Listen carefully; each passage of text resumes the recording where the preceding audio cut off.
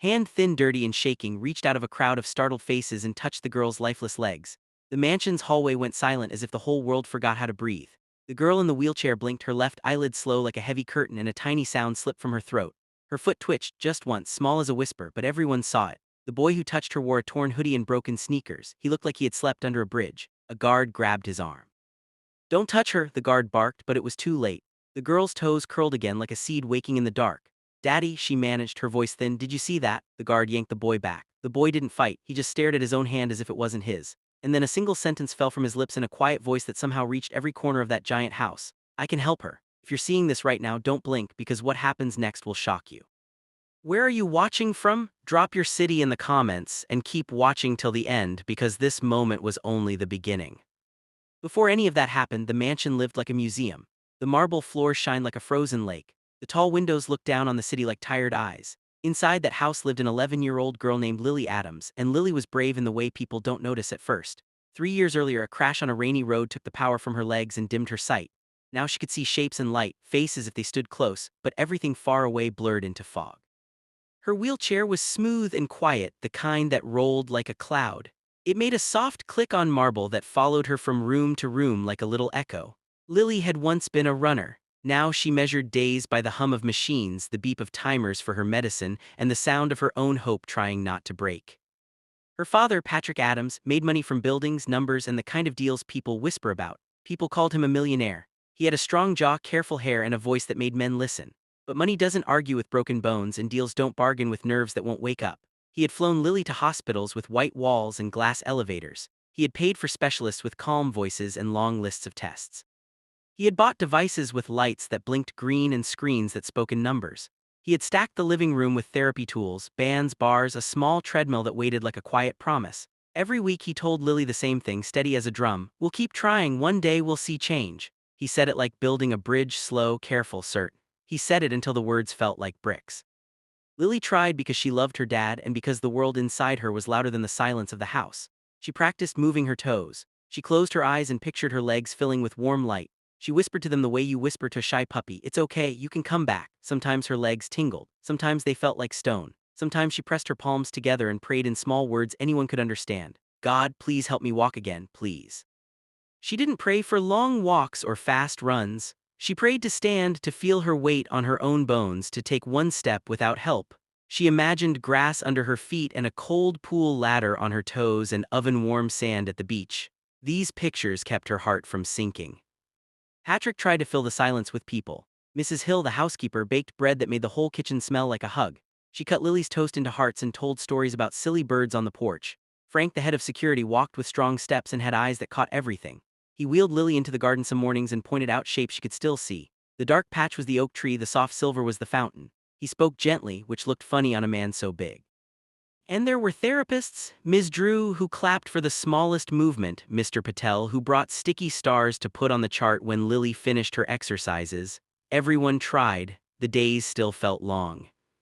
One afternoon, a small thunderstorm visited and then left the sky smelling like wet stone. Lily sat by a big window and listened to the street. When her sight got tired, her hearing grew sharp.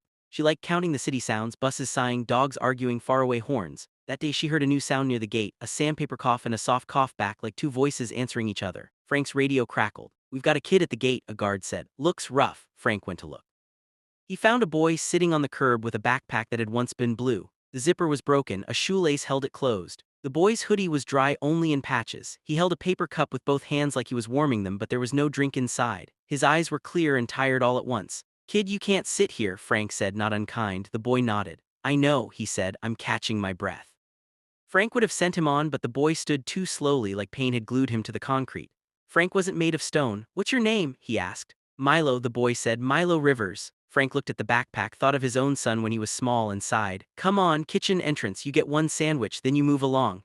"Thank you," Milo said. He said it like clean water.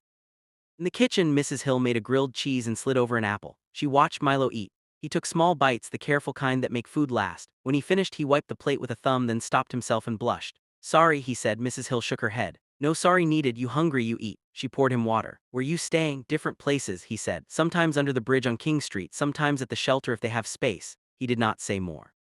Mrs. Hill did not ask more. "People carry their own bag of stones, you don't count them for them." Lily rolled past the kitchen door right then because the hallway smelled like cinnamon and butter. Mrs. Hill always left the door open for her. "Hey sunshine," Mrs. Hill called, "I've got fresh bread." Lily smiled at the sound. "I can smell it," she said. "It smells like a good morning." Mrs. Hill put a warm slice in Lily's hand. "Careful, hot." Lily broke it in two and froze when she heard a second voice. "Hi," Milo said softly. "Hi," Lily answered. She turned her chair a little. "Who's that?" "This is Milo," Mrs. Hill said. "He's a guest for a minute." "Nice to meet you," Lily said, holding out one piece of bread in his direction. There was a half-second of silence that told her he was deciding whether to take it. Then she felt air move as he stepped closer. His fingers brushed hers as he took the bread. They were cool and a little rough like leaves in shade. A soft tingle sparked along her palm. Lily didn't move. She was used to feelings that came and went like fireflies. "Thanks," Milo said. "You're welcome," Lily replied. Frank appeared and gave Milo a look that said the minute was over. "Okay, kid, time to go." "Wait," Lily said, and the word came out stronger than she meant. "Can he sit for one more minute? He sounds tired." Frank's eyes softened. He had a policy with rules and an even stronger policy with children who asked kindly. "1 minute," he said. "Then he goes." Mrs. Hill poured coffee for Frank and put a glass of milk on the counter near Lily's hand. The kitchen grew warm with the sound of plates and the smell of butter. "You live here?" Milo asked. "Yes," Lily said. "It's big, but sometimes it feels smaller than a closet." "Why?" "Because big rooms don't help when your legs don't listen," she said in a matter-of-fact voice. She flipped the heart-shaped piece of toast like a coin. "I used to race my dad across the driveway, now I race myself in my head." The quiet that followed was the kind that isn't empty. Frank checked his watch. "Time." Milo stood. "Thank you for the food," he said to Mrs. Hill. "Thank you for the minute," he said to Lily. He reached for his backpack and winced, pressing a hand to his side. Lily heard the breath catch. "Are you hurt?" she asked. Milo's answer was to straighten and pretend he was. "I'll be okay," he said. "I always am." That might have been the end, but small things curl into larger ones when people are paying attention. Mrs. Hill touched Frank's arm. "He can sit in the laundry room while the rain finishes," she said softly. "No trouble." Frank looked at Milo, looked at Lily, looked at the sky through the window. "Half an hour," he said. Milo nodded. "I won't be in the way." Patrick came home early that day. His meetings had been a chain of polished smiles and hidden teeth, and his head hurt the way it does when you keep important feelings in a tight space.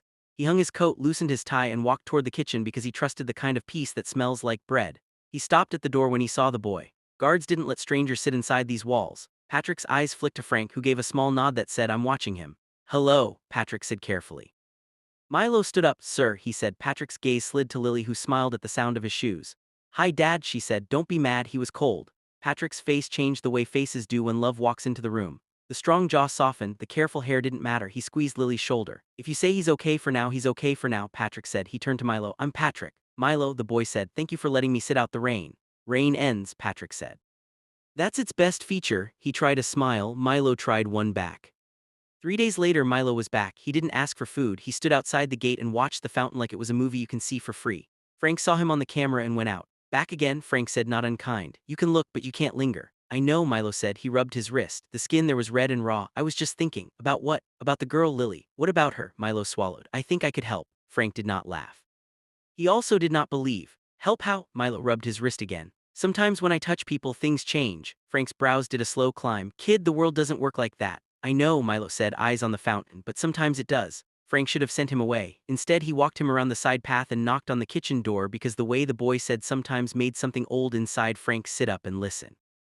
Mrs. Hill called upstairs. Lily was finishing her therapy set with Ms. Drew, who clapped even when Lily only managed a half-inch move in her ankle. "Half an inch is a beginning," Ms. Drew said. "Beginnings are stubborn, keep going." When Lily came down, she could hear extra breathing in the kitchen. "Hi again," she said, and her voice felt like a light switched on. "Hi," Milo said. He stood a little behind the doorway like a shadow, still thinking about being a shadow. Patrick was in the study on a call. He stepped into the hall when he heard new voices. "What's this?" he asked. Frank explained, careful and quick, "The way you talk when you know your idea sounds strange." Patrick listened with the face he used in the boardroom, open but guarded. He looked at Milo. The boy did not flinch. He simply said, "If you don't want to try, it's okay, I'll go." Lily's fingers tightened on her armrest. "Dad," she said quietly, "what if we try?" They moved slowly, like people stepping on a floor that might not hold. Mrs. Hill brought a clean towel and sanitizer because care sits in small things. Frank stood by the door, not threatening, just there. Patrick knelt by Lily's chair until his face was the only thing she could see clearly. "If you feel scared, say stop," he said. "If you feel pain, say stop." "Okay," Lily said, "but if I feel something good, I'll say go." Her tiny joke loosened the air. Patrick nodded at Milo. "Hands clean," he said. Milo washed at the sink. He dried his fingers on the towel and turned with hands out, palms empty, like someone approaching a bird.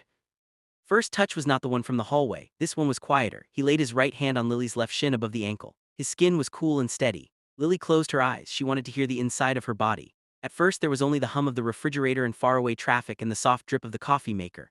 Then a feeling like a very gentle fizz rose under his hand. Not a tickle, not a shock, more like waking up in warm water. She sucked in air. The fizz faded. "Anything?" Patrick asked. "Something," Lily said, "but tiny." Milo lifted his hand. "It might take time," he said. "I don't control it, I just let it happen."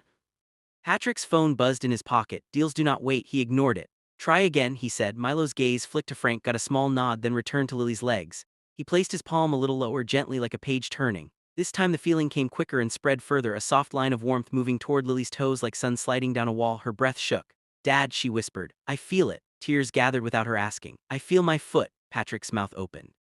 He looked like a man who had trained himself not to be surprised and then got surprised anyway. Ms. Drew had walked back in to get her scarf. She froze, the scarf forgotten in her hand. Mrs. Hill pressed a fist to her mouth. Frank shifted his weight like the ground under him had moved. The warmth faded again like a radio turned down. Lily opened her eyes. The room was full of people holding themselves still. Milo pulled his hand away and stared at it. He flexed his fingers. For a second he seemed dizzy, like he'd stood up too fast. Mrs. Hill slid a chair behind him. He sat without arguing. Patrick found his voice. "What are you doing?" he asked, not angry, not calm, simply a father balancing on a thin wire. Milo looked up. "I don't know the right words," he said. "I just know when I touch people who hurt, sometimes the hurt gets quieter, not always, but sometimes. It's been like that since." He stopped. His eyes moved to the window where the rain had left little pearls on the glass. "Since before," he finished. "Before what?" Lily asked. Milo's throat moved. "Before everything changed," he said softly. "My mom used to say I was like a warm light. After she got sick, sometimes I could make her headache stop for a while. Then he didn't finish that either. People's stories have rooms they keep closed." Patrick understood. He had a room like that. Everyone did. He nodded once like a promise not to push. "Will you come back tomorrow?" Patrick asked. Milo looked surprised. "You want me to?" "I want to help my daughter," Patrick said. "If you can help, then yes, but we do this right. We keep it quiet. We do it safe. You will eat here, you will rest here, and you will follow the rules." It was a boss voice, but not cold. Milo nodded so fast his hoodie string tapped his chin. "Yes, sir." That night the house did not feel like a museum. It felt like a place where something might happen. Lily lay in bed and listened to the city like it was breathing with her. She tried to sleep, but her legs hummed with tiny sparks that came and went like thoughts. At 2 in the morning she whispered "please" into her pillow. She didn't know who she was talking to. She didn't need to. Hope does not always need a name. Morning brought sunlight that felt like a smile on the tiles. Patrick canceled his breakfast meeting. He failed to drink his coffee. He watched the gate camera like a storm watcher studying the sky. When Milo appeared on the screen, walking with his backpack tight to his shoulders, Patrick exhaled for what felt like the first time since the accident 3 years ago. Frank met the boy at the side door and patted him down with professional hands that were careful not to embarrass him. "No metal, no knives, no surprises," Frank said. "No surprises," Milo agreed. Mrs. Hill had oatmeal warming. She put brown sugar on top like a small celebration. Milo ate and said thank you every time his spoon touched the bowl. Gratitude looks good on anyone. In the therapy room, Ms. Drew set up the mats and the low table where Lily practiced transfers. She looked at Patrick. "We are trying something new," she asked. "We are trying something we do not understand," he said. "We will do it slow." She nodded. Good therapists know slow is not the same as weak. Slow is strong in a quiet way. Milo washed his hands and stood beside Lily's chair. He didn't act like a hero. He acted like a boy who understood that softness is not the opposite of strength. He glanced at Patrick, who gave a short nod. Milo placed his hand on Lily's right calf this time, letting his palm fit the curve of the muscle that hadn't worked in so long. Lily closed her eyes. The warmth spilled in like sunrise, quick and clean. It moved down to her ankle into her heel and then, like a bird thinking about flying, stopped. She opened her eyes and looked at the vague shape of his hoodie. "It's there," she whispered. "It stops and starts. It might need a path," Milo said, like he was remembering something someone once told him. He moved his left hand to Lily's other leg above the knee and didn't press, just rested. The room went so quiet the clock sounded too loud. Patrick knelt again beside his daughter and took her hand. "I'm right here," he said. "I'm not going anywhere." Lily nodded. Her fingers tightened around his. Ms. Drew stood with a clipboard she forgot to write on. Frank stood near the door, one hand on the frame as if to remind the house to stay steady. Mrs. Hill had tears she pretended were from the onion she had not cut. A shiver ran through Lily's left leg, soft at first, then stronger, like a string pulled taut. She gasped. Her foot flexed a half-inch. The toes spread, 5 small flowers opening to morning. Patrick's eyes filled. He made a sound he had never made in a boardroom. "Baby," he said, not caring if anyone heard how the word cracked. Lily laughed and cried at the same time. I felt it, she said. I felt it all the way down. Milo swallowed, eyes bright as if he were seeing color for the first time after a long winter. Good, he breathed, good. Before anyone could speak another word, the side gate alarm chirped once on Frank's radio. Delivery, a guard said, and media van, the last two words bent the air. Patrick shot to his feet. Media, he repeated as if the word itself was a leak in a boat. Frank's radio crackled again. They're asking about a miracle boy and the Adams girl, the guard said. Someone posted a clip, it's already on 3 accounts. Sir, what do you want us to? The radio cut off when Frank pressed the button. He looked at Patrick. Patrick looked at Lily. Lily looked at the blur of Milo and felt the room tilt. Someone had filmed the hallway yesterday. Someone had uploaded that tiny twitch to the hungry mouth of the internet. A crowd was gathering outside the gate like rain getting ready to be a flood. The fountain's soft music was swallowed by voices and camera shutters and the high electric whine of attention. Patrick's jaw set the way it did right before he won or lost millions. Lock the side gate, he told Frank. Hold the delivery at the curb, no one in. Frank moved. Ms. Drew shut the blinds with a tug and the therapy room went from gold to gray. Mrs. Hill set her jaw, washed her hands, and started boiling water because tea was her shield and her flag. Lily's breath came fast. She wasn't scared in the way of dark rooms. She was scared in the way of bright lights. She turned her head toward Milo. I'm sorry, she whispered, even though she hadn't done anything wrong. Milo shook his head. It's not your fault, he said. He sounded like someone who had said those words before and known they didn't fix much. Footsteps pounded in the hall. A younger guard burst in breathless. Sir, they're saying the boy is some kind of healer, he blurted. They want to see him touch her again. Patrick didn't raise his voice. He didn't need to. This is my home, he said, each word a gate. This is my daughter. We are not a show. He pointed to the door. The guard nodded and ran. Patrick turned back to Milo and Lily. The warmth in Lily's legs had dulled to a glow, but it was still there, steady, new, precious. She could have stayed in that feeling all day. Instead, the world was knocking. Dad, Lily said softly, what if it stops working? We will handle 1 minute at a time, Patrick said. We will not let the world decide our minutes. The handle on the therapy room door moved as Frank came back inside, jaw tight, eyes bright with a kind of fight that doesn't need fists. They're pushing, he said. I can hold them but not forever. Someone leaked the address. It's spreading. Patrick nodded. He looked at Milo.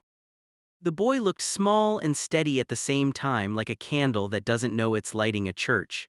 We need to move you, Patrick said. Somewhere safe, somewhere quiet.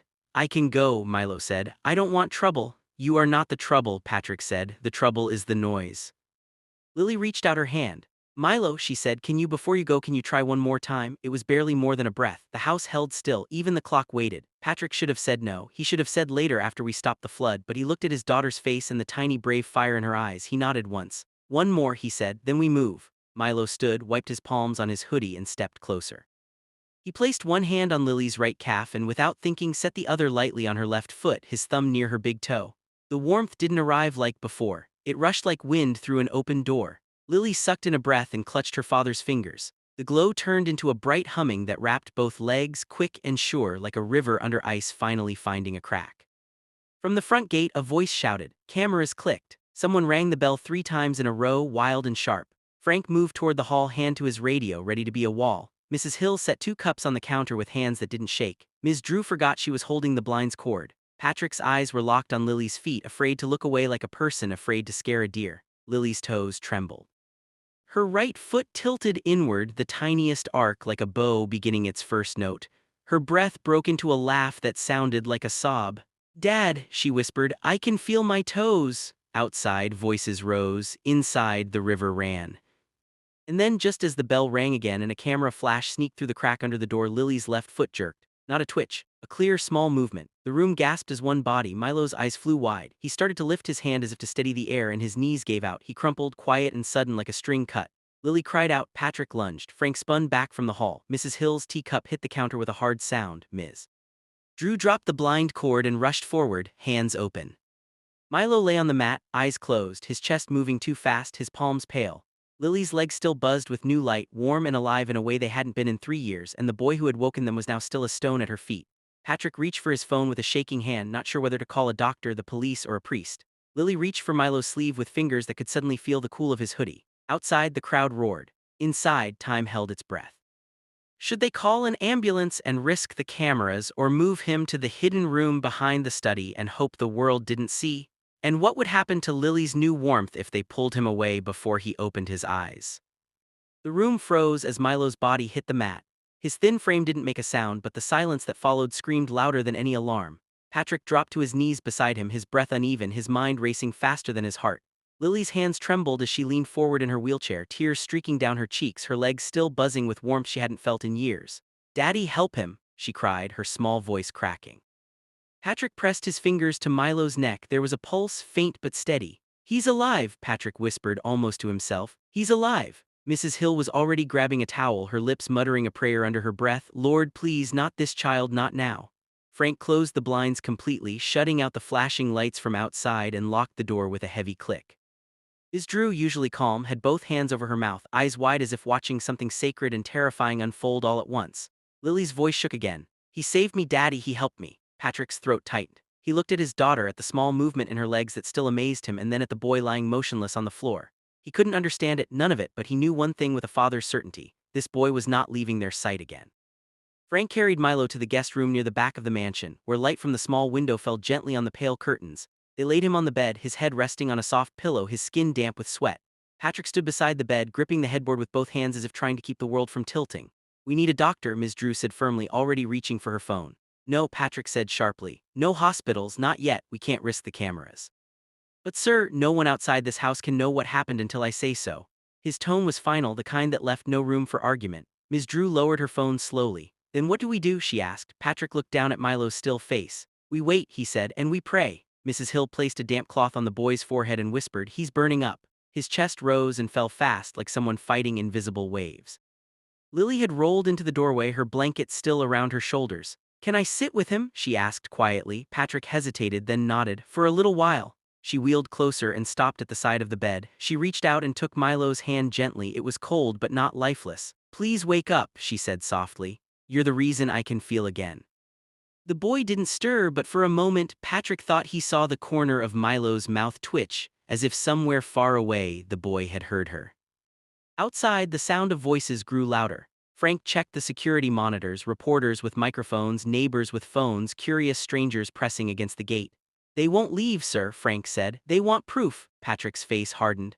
"Then they'll get none. Raise the fences, turn off the front lights. If they want a miracle story, they'll have to write it without us." He turned and walked back toward the room, but something deep inside him, the part that still believed in things he couldn't buy, felt uneasy. That night rain returned, soft and endless, tapping the roof like a prayer nobody finished. The house, once heavy with emptiness, now carried too much weight. A miracle that defied reason, a stranger who had fallen after giving life, and a world outside waiting to devour the story before they understood it. By midnight, Milo stirred. It started with a whisper of movement in his fingers, a twitch that caught Mrs. Hill's sharp eyes. "Patrick," she called softly. He rushed into the room. Milo's eyelids fluttered open. His gaze was unfocused at first, like someone waking from a deep, heavy dream. "Where?" he whispered, his voice dry and weak. "Where am I?" "You're safe," Patrick said gently. "You fainted, but you're safe now." Milo blinked slowly, confusion clouding his face. "I didn't mean to scare anyone." "You didn't," Patrick said, though his voice trembled. "You helped my daughter." At that, Milo turned his head toward the doorway where Lily sat in her wheelchair, watching with wide, shining eyes. "Lily," he murmured. She smiled through her tears. "You did it," she said. "I can feel my legs." Milo's lips parted, but no sound came out. He looked overwhelmed, as if he didn't understand what his hands had done. "Sometimes it happens," he whispered finally. "It just takes something from me every time." Patrick frowned. "What do you mean?" Milo looked at his hands. "Every time I help someone, I feel weaker after, like I gave away part of myself." His words hung in the air like mist. Patrick didn't respond. There were no words big enough to cover the mystery between them. In the days that followed, Patrick's mansion turned into a fortress. The gates stayed locked, guards doubled their patrols, reporters camped outside with tents and flashlights, their cameras pointed at the gate like soldiers aiming at a secret. Online, the story spread faster than fire in dry grass. "Miracle in Lagos," the headlines read. "Millionaire's daughter walks again." The video clip, just a few seconds long, showed Lily's foot moving and Milo collapsing. It had been filmed by a delivery driver through the gate. Millions watched, argued, believed, and doubted. Some called it a trick, others called it a blessing. And inside the mansion, Patrick didn't sleep. He paced the halls at night, his thoughts tangled between gratitude and fear. He had everything: money, power, fame, but now he felt small before something he couldn't control. Lily's progress grew faster than anyone expected. Within 2 days, she could lift both legs an inch off the blanket. By the 5th day, she could press her feet to the floor for a few seconds. The doctors Patrick secretly consulted over the phone said it was impossible. "It must be psychological," one said. "Maybe phantom reflexes." Patrick didn't argue. He simply said, "Thank you," and hung up. He didn't care if it made sense. He only cared that his daughter's laughter was echoing through the halls again. She spent hours by Milo's bedside, reading to him, feeding him soup, or simply talking. He regained his strength slowly, eating more, sleeping deeper. Every time he looked at Lily, he smiled like he was seeing proof that hope was real. "You remind me of my mom," he told her once. "She used to say light finds light." "I think you're her light," Lily replied, and his eyes shimmered with something too old for a boy his age. But the peace didn't last long. One evening, Frank entered the study with a look that made Patrick's stomach drop. "Sir," he said quietly, "the government health agency reached out. They want to investigate what happened. They're sending representatives tomorrow morning." Patrick rubbed his temples. "They're not coming in. They'll come with the police if we refuse," Frank said. "They say it concerns national interest." Patrick looked toward the window. Beyond the trees, faint flashes of cameras still pulsed like lightning. "They'll turn us into a circus," he said under his breath. "They'll poke and test until they kill whatever made this possible." He stood, his decision forming like stone. "Frank, get my car ready at dawn. We're taking them somewhere safe." Frank blinked. "Them, Lily and Milo," Patrick said. "We can't let the world use them." Frank nodded slowly. "Where will you go?" "Somewhere quiet," Patrick said. "Somewhere God still whispers louder than people." That night, Patrick packed documents, medicine, and cash. He left the mansion lights dim. Mrs. Hill helped Lily dress warmly, her tears falling into the folds of the girl's blanket. "You take care, baby," she said. "Don't forget me." "I won't," Lily said, hugging her tightly. "Your family." Milo carried his small blue backpack, now stitched properly by Mrs. Hill, and glanced around the mansion that had been both a shelter and a prison. "I'm sorry," he said softly. "You have nothing to be sorry for," Patrick replied. "You gave me back my daughter." As dawn painted the sky pale gold, the car rolled out through the back gate, quiet as a secret. The guards pretended not to see. Frank stood at the corner of the driveway, watching them disappear into the trees, and whispered a prayer of his own. They drove for hours, past the city, past the bridges, into the hills where the air smelled of rain and pine. Lily leaned against the window, her legs wrapped in a blanket, her heart light with wonder. "Where are we going?" she asked. "To an old cabin," Patrick said. "It used to belong to my father. No one knows it's there." "Will Milo come with us?" "Of course," Patrick said, glancing at the boy in the back seat. "He's part of this now." Milo gave a small nod, though his eyes stayed on the road. Something in him felt heavy, as if he knew peace never lasted too long. They reached the cabin just before noon, a wooden house tucked between tall trees with a small river murmuring nearby. Birds moved in the branches and sunlight fell in soft stripes across the porch. "It's beautiful," Lily said. Patrick smiled for the first time in days. "It's safe," he said. "That's what matters." For a while it was. The air was fresh, the silence kind. Lily practiced standing with Milo's help, her legs trembling but strong. Patrick cooked simple meals, and for the first time since the accident, laughter returned to their table. One evening, as the sun dipped low, Lily managed her first full step. It was shaky but real. Milo caught her before she fell, and she laughed, tears running down her face. "I did it," she shouted. Patrick clapped his hands and fell to his knees, hugging her tightly.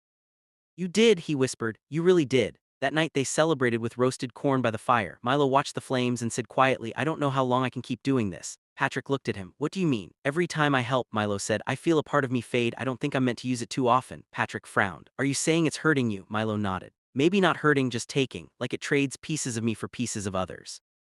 Lily reached across the fire and touched his hand. "Then don't do it unless you really need to," he smiled faintly. "You're worth every piece, Lily," she shook her head. "Don't say that, I want you to stay whole." Days passed, the outside world kept searching.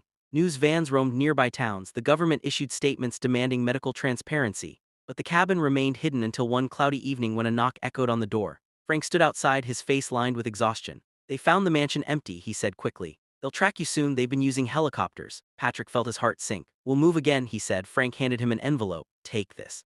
It's money and the address of a priest I trust. He might know what this boy really is." Patrick frowned. "A priest?" Frank nodded. "He's seen things, unexplainable things." Patrick looked at Milo, then at Lily, who sat quietly by the window. "Maybe it's time we find answers," he said. The next morning they drove again, through valleys and dusty roads, until they reached a small village where a white chapel stood under a massive tree. Inside it smelled of old wood and candles. An elderly priest greeted them, his face kind but sharp with wisdom. "You must be Patrick," he said. "Frank called me." His eyes fell on Milo. "And this must be the boy." Milo lowered his head. "I didn't mean to cause trouble, sir." The priest smiled faintly. "The world calls light trouble when it cannot explain it." He motioned them inside. They sat in silence for a while, the air heavy with something that felt holy. "Tell me," the priest said. Patrick explained everything: the accident, Lily's paralysis, Milo's touch, the recovery, the collapse. The priest listened without interruption, his fingers tracing the edge of a wooden cross around his neck. When Patrick finished, the old man looked at Milo. "Son," he said, "when did you first notice this gift?" Milo thought for a moment. "When I was 8, he said. "My mother was sick, doctors couldn't help her. One day she was crying and I touched her hand. She stopped hurting for a while. After that, people started coming to her house. She said I had something special, but she never let me use it too much. After she died, I stopped." The priest nodded slowly. Some call it a gift, others call it a burden. But every light needs a source. If you give more than you receive, you burn out. Milo's eyes dropped to the floor. That's what it feels like. Lily's voice broke the silence. Can he heal anyone? She asked. The priest looked at her gently. The question is not who he can heal, my child. The question is who he is meant to heal. He turned to Patrick. You must protect him. People will not understand. They will fear what they cannot name. Patrick felt a shiver. They already do, he said. They're looking for him. The priest stood and placed a hand on Patrick's shoulder. Then hide him until his path reveals itself. He handed Patrick a small wooden cross. Keep this. It has seen miracles before. It will remind you that not every mystery is meant to be solved. They left the chapel at sunset. The sky burned orange and the river nearby shimmered like molten glass. Lily felt stronger. She could stand longer, even walk with slow steps. Milo smiled each time she did, but he looked weaker. His eyes had deep shadows now. That night, Patrick found him outside by the river, staring at the water. You're fatting, Patrick said quietly. Milo nodded. A little. Then stop helping. Milo smiled faintly. It's not about helping, it's about finishing what started.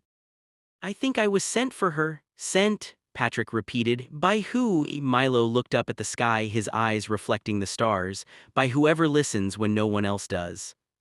The following morning before dawn, the sound of engines echoed through the valley. Frank ran into the cabin shouting, They found us. Helicopters circled above, searchlights sweeping the trees. Patrick grabbed Lily and Milo's hands. We have to go, he said. They ran through the back path, the one the priest had shown them leading toward the hills. Lily stumbled, but Milo caught her every time. The lights grew closer, voices shouted through megaphones. Patrick Adams, you are ordered to surrender the boy. They ran faster, the forest closing around them. Suddenly Milo stopped. Keep going, he said. I can slow them down. No, Lily cried. You'll get caught. He smiled at her, tired but peaceful. Maybe that's the point. Before Patrick could stop him, Milo stepped back toward the clearing, raising his hands. The lights found him instantly. There he is, someone shouted. The air crackled. Patrick pulled Lily behind a tree, his heart breaking. Milo looked up at the helicopters and whispered something no one could hear. The wind stilled, the lights flickered, and then every engine died at once. The helicopters froze midair for a heartbeat before spiraling safely to the ground, not crashing, just landing as if invisible hands guided them. The soldiers dropped their weapons, eyes wide. Milo stood in the center of the field, glowing faintly in the dim light, his face calm. Patrick and Lily watched from the shadows, their breath caught. Milo turned toward them one last time, his lips moving silently. Lily couldn't hear the words, but she knew what they were. Walk. And then he fell. Lily broke from her father's grasp and ran, truly ran for the first time in 3 years. Her feet hit the earth with the force of miracles. She reached Milo, dropped beside him, and screamed his name. Patrick followed, tears streaming. Milo's eyes opened one last time. You're walking, he whispered, a smile ghosting across his face. You did it. Lily shook her head. You did it. He closed his eyes, his body still and peaceful. A single tear slipped from the corner of his eye, shining in the dawn light. The soldiers stood in silence, their guns lowered, none daring to move. For a long time nobody spoke. Then Lily stood, her father beside her, both staring at the boy who had changed everything. The sun rose over the hills, bathing the field in gold. A soft wind passed through the trees, and for a brief second Patrick swore he heard a whisper, gentle, distant, full of peace, like a promise fulfilled. Rain began again that afternoon, thin at first, then steady, washing the field where the impossible had just happened. Soldiers stood scattered and silent, staring at their grounded helicopters as if they too were caught between heaven and earth. The hum of dying engines faded, leaving only the sound of water on metal and the ragged breaths of men who had seen something they could never explain. Patrick knelt beside Milo's still body, his suit soaked, his trembling hand pressed to the boy's chest. The faint rhythm of life answered beneath his palm, soft and steady like the echo of grace. Lily stood beside her father, her small hand clutching his shoulder, tears and rain mixing on her cheeks. Her legs held her now miraculously firmly, and she didn't even realize she was standing without help. Daddy, he's breathing, she whispered. Patrick nodded, his throat too tight for words. Around them soldiers shifted uneasily, glancing between their commander and the boy on the ground. The captain, a tall man with sharp eyes and an expression that couldn't decide between fear and reverence, finally spoke. What did he do? He demanded quietly. The machines, they just stopped. Patrick looked up slowly, his eyes fierce and calm all at once. He didn't hurt anyone, he said. He saved you. The captain's mouth twitched, unsure if he had heard right. Save us from what? From ourselves, Patrick said simply. No one answered. In the distance, a camera clicked, the first sign that someone from the media had followed the soldiers here. Patrick's heart dropped. We have to move him, he said. Frank, who had caught up through the woods, helped lift Milo's limp form carefully. There's an abandoned church down the hill, Frank said. We can hide there. Patrick nodded. They moved together, Lily walking beside them, her steps shaky but real, like a prayer turning into motion. None of them spoke as thunder rolled overhead. Church was small and old, its windows cracked, its doors heavy with dust. Inside, the air smelled of stone and candle wax from a past no one remembered. They laid Milo on a wooden pew, covering him with Patrick's jacket. Lily knelt beside him, wiping raindrops from his face. He looks so peaceful, she whispered. Like he's dreaming. The priest from the village, Father Thomas, soon appeared at the doorway, his robe soaked and his eyes knowing. I felt the air change, he said quietly. I knew it was you. Patrick turned to him exhausted. They found us. He did something again. Everything just stopped. The helicopters, the engines, even the wind. The old man's gaze went to Milo, and for a long time he said nothing. Then he walked closer, kneeling beside the boy. He placed a hand on Milo's chest, closed his eyes, and murmured a prayer too soft to catch. When he opened them, there was both awe and sorrow there. This child carries more light than his body can hold, he said. It's not magic. It's mercy. Then why does it hurt him? Lily asked, her voice trembling. Because, the priest said gently, light that strong was never meant to stay hidden in one person. Every time he gives, he empties himself. Patrick swallowed hard. Can he survive it? Father Thomas didn't answer. He looked at the rain-streaked window instead. Faith isn't measured by how long we live, he said softly, but by how much love we leave behind. That night Patrick sat awake near the altar, the faint candlelight flickering over his tired face. Lily slept on a bench nearby, her legs curled beneath a blanket, her hand still clutching Milo's sleeve. Frank stood watch by the door while Father Thomas prayed quietly in Latin. Outside, the world was moving, he could feel it. News vans, helicopters, politicians calling it a miracle or a hoax. Social media had already named it the Boy of Light. Videos of Lily walking had spread everywhere. Hashtags, debates, sermons, some said it was divine intervention, others called it manipulation, but Patrick didn't care what they said. He only cared that Milo lived and that Lily could walk again. As he stared at the boy's still chest, he whispered, if this is a miracle, let him stay with us long enough to see her run. The candle flickered as if it heard him. At dawn, Milo stirred, his fingers twitched, his breathing deepened, and his eyes slowly opened. They were different now, brighter, clearer, filled with something ancient. Lily woke instantly. You're awake, she gasped. Milo smiled faintly. I'm okay, he whispered. I just needed to rest. Patrick leaned forward. You saved everyone, he said quietly. The soldiers, the helicopters, they all stopped. Milo blinked slowly. I didn't mean to stop them, I just wanted you safe. You did more than that, Patrick said. You shut down everything. The boy looked troubled. That means it's getting stronger. I can't control it anymore. Then we'll help you, Lily said firmly. You helped me, now we help you. He looked at her and smiled weakly. You already did. Before they could say more, Frank burst into the church, his earpiece crackling. They're coming, he said urgently. Cameras, soldiers, drones, they tracked the heat signatures from the helicopter crash site. Patrick stood immediately. We can't run forever. Father Thomas stepped forward. You may not need to. Perhaps it's time the world sees what grace looks like. Patrick shook his head. They'll lock him in a lab, Father. They'll tear him apart trying to explain him.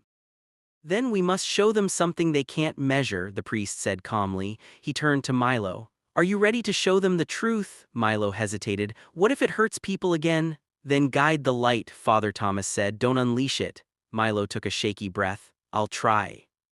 By mid-morning, the churchyard was surrounded. Cameras flashed. Reporters shouted. Soldiers held back the crowd, unsure whether to protect or capture. The captain from before stepped forward, his voice steady but uncertain. Mr. Adams, we need to take the boy for evaluation. Patrick stood at the top of the church steps, his arm protectively around Lily. He's not an experiment, he said. He's a child. The crowd murmured. Someone shouted, let us see the miracle. Patrick's heart pounded. He looked down at Milo, who had just walked out behind him, small and calm in the chaos. The air seemed to shift as he appeared, quiet, electric, expectant. Cameras zoomed in, every eye fixed on him. He looked out over the sea of people and said softly, you don't need to be afraid. The sound carried somehow, though he didn't raise his voice. The rain had stopped. The clouds thinned, letting sunlight break through. It spilled directly over the church, bathing the steps in gold. Lily stepped forward beside him, gripping his hand. He's not here to hurt anyone, she said, her small voice trembling but strong. He saved me. I couldn't walk and now I can. That's all you need to know. A woman in the crowd began to cry. A soldier lowered his weapon. Even the cameras seemed to hesitate, lenses fogging in the sudden warmth. Then something even stranger happened. A man in the crowd, a veteran with a cane, swayed and fell to his knees, clutching his leg. His wife screamed. Without thinking, Milo stepped down the steps and walked toward him. Patrick shouted, Milo, wait, but the boy didn't stop. The soldiers didn't move either. Milo knelt beside the man, placed his small hand on the injured leg and closed his eyes. For a moment nothing happened, then the man gasped. He lifted his leg slowly, uncertainly, and stood. The crowd erupted in cries, screams, and prayers. Cameras flashed wildly. Patrick's stomach dropped. No, he whispered. Now they'll never let us go. Indeed, chaos followed. Within an hour, global news networks aired live footage of the miracle boy. Governments sent scientists, doctors, and security agents. A representative from the health ministry arrived with official papers demanding custody. For observation and protection, she said, but Patrick heard the lie beneath the polite words. He's not yours to keep, Patrick told her. She gave him a sympathetic smile that didn't reach her eyes. Neither is he yours to hide, Mr. Adams. This concerns humanity. Father Thomas stepped forward, and humanity always breaks what it doesn't understand. She ignored him and turned to her team. Prepare the transport. Soldiers moved toward Milo. Lily ran to him, standing in front of him with her arms spread wide. No, she shouted. You can't take him. Patrick joined her, his voice rising. You'll have to go through me. The soldiers hesitated. None of them wanted to touch the boy who had just performed a miracle. The air around him felt charged, alive. In that tense silence, Milo looked at Patrick. It's okay, he said softly. Maybe I'm supposed to go. No, Patrick said sharply. You don't understand what they'll do. Milo smiled gently. Maybe they'll learn. He turned to Lily. You have to keep walking, okay, no matter what happens. Her eyes filled with tears. You're coming back, right? He didn't answer. Instead, he took her hand and placed it over her heart. You have light too, he whispered. Don't forget. Then he stepped forward and held out his wrists to the soldiers. I'll go with you, he said, but don't hurt anyone. The soldiers hesitated, then gently took his arms. Patrick's knees almost gave out. Father Thomas whispered a prayer under his breath, tears sliding down his wrinkled cheeks. Lily sobbed into her father's coat. As the convoy left, the crowd parted in silence, phones recording, hearts trembling. For weeks, Patrick fought every legal door he could find. The government claimed Milo was in protective medical care. They refused visits, refused information. Lily's health continued to improve. She could now walk unassisted, but her heart ached every night. She would sit by her window, whispering into the stars, please let him be okay. One night, she woke suddenly. The air felt warm, though her window was open to the cool wind. A faint glow pulsed on her wrist, the spot where Milo had once held her hand. Daddy, she called. Patrick rushed in, still half asleep. She held out her wrist. Look. The faint light flickered, soft and golden. Patrick froze. What does it mean? He's alive, she said firmly. I can feel it. Meanwhile, far away in a heavily guarded facility, Milo lay in a hospital bed surrounded by machines. Scientists studied him day and night, drawing blood, scanning his brain, taking notes that made no sense. But what confused them most was that his body healed faster than they could measure. Every bruise, every cut vanished in hours. When they asked how, he simply said, because I forgive it. Cameras watched him constantly, but he never complained. Sometimes he would stare at the ceiling and whisper names, Patrick, Lily, Father Thomas, as if sending prayers through invisible wires. One night, a young nurse named Kara stayed behind after her shift, curiosity and compassion stronger than orders. You're not afraid, she asked him quietly. Of all this, Milo smiled faintly. Fear only grows where faith is missing. Faith in what, she asked. In love, he said simply. She laughed softly, almost crying. You sound like an old man. Maybe I've been here longer than you think, he said. She didn't understand, but something about his words made her chest ache. Back at the mansion, Patrick received an anonymous message on his encrypted email. It contained a single line. The boy is in Section 9, Facility E outside Abuja.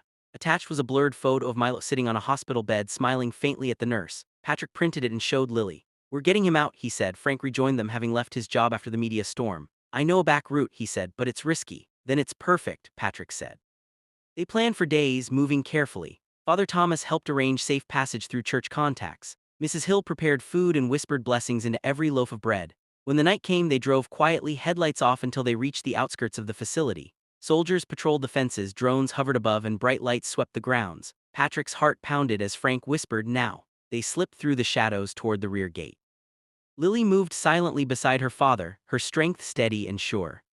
Inside the facility, Milo woke suddenly, his heart racing. He sat up, eyes glowing faintly in the darkness. The machines around him flickered and went still. Somewhere in the hall, alarms began to beep. The guards panicked. Power surged, someone shouted, but Milo wasn't afraid. He knew, he could feel them coming. The light on his wrist pulsed again, syncing with Lily's. Outside the gate, Frank cut the lock and they slipped in. This way, he whispered, pointing toward a corridor lined with glass. They found him sitting upright, waiting. You came, Milo said softly, smiling. You knew we would, Lily said, rushing to him. He looked at her legs. You're walking. Because of you, he shook his head. Because you believed. Patrick hugged him tightly. We're taking you home. Milo hesitated. Home isn't safe anymore. We'll make it safe, Patrick said, but before they could move, the door burst open. Soldiers stormed in, weapons raised. Freeze, the commander barked. Lily screamed. Patrick pulled her close. Milo stood slowly, his small figure calm against the glare of lights. Don't hurt them, he said quietly. Please. The commander hesitated. Step away from the subjects. Milo took a deep breath. The lights flickered. The hum of machines grew louder, building into a high, vibrating note. Milo, stop, Patrick shouted, but the boy's eyes glowed brighter, tears streaming down his face. I'm sorry, he whispered. I can't let them hurt you. A blinding light filled the room. The glass shattered outward without touching anyone. The soldiers dropped their weapons, shielding their eyes. When the light dimmed, Milo was gone. Only his voice remained, echoing softly in the air. Keep walking, Lily. Patrick fell to his knees, searching the empty space where Milo had been. Milo, he cried. Lily pressed her hands to her heart, sobbing. The room was quiet except for the steady hum of reactivated machines. A guard whispered, trembling, where did he go? Nobody could answer. Outside, the sky glowed faintly gold, though it was still night. Far away in a small chapel, Father Thomas prayed alone when the candles suddenly flared brighter, their flames standing tall and still. He looked up at the crucifix and whispered, "He's not gone, he's only gone ahead." The world would spend years trying to explain what happened that night, how the power grid across 3 states shut down for exactly 7 minutes, how every camera in the facility stopped recording at the same time, how every patient in that hospital reported feeling warm light inside their bodies and woke up healed the next morning. Scientists called it a mass hallucination. Believers called it a sign. Patrick called it grace. Lily, standing on her own 2 feet, called it love. And somewhere beyond the reach of walls, noise, and fear, a young boy smiled as dawn rose over a quiet river. But the story wasn't over, because sometimes miracles are seeds, not endings. And in the heart of every person who had seen that light, something had begun to grow, something that would one day bring the world to its knees again. To be continued. If this story moved you, drop your city in the comments, share your thoughts, and subscribe to this channel to support our growth and see what happens next.